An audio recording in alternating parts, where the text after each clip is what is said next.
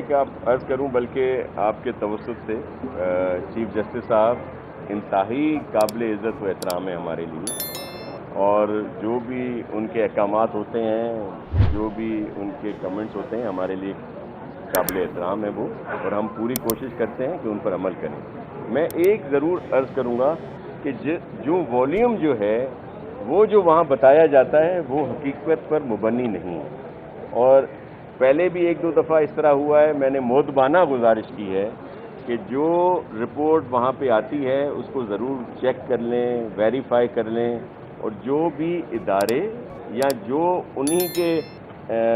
जो भी सबऑर्डिनेट होते हैं, अगर कोई इस तरह के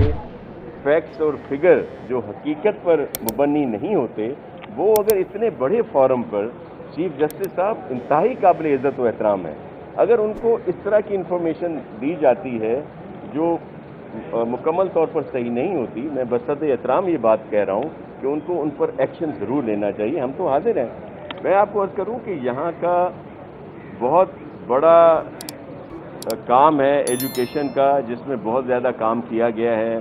सरदार शाह साहब की तरफ से भी, फिर सईद गनी साहब ने भी बहुत काम किया है उसमें,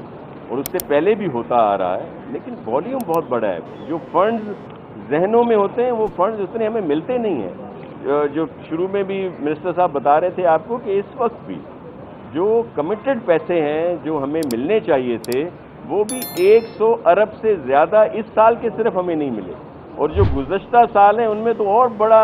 हमारे साथ जो है वो नाइंसाफ़ी की गई और हमें वो पैसे नहीं दिए गए। तो ये वो कुछ हकीकतें हैं, लेकिन जो तालीम में बेहतरियाँ आई हैं वो भी प्लीज़ आप हाईलाइट करें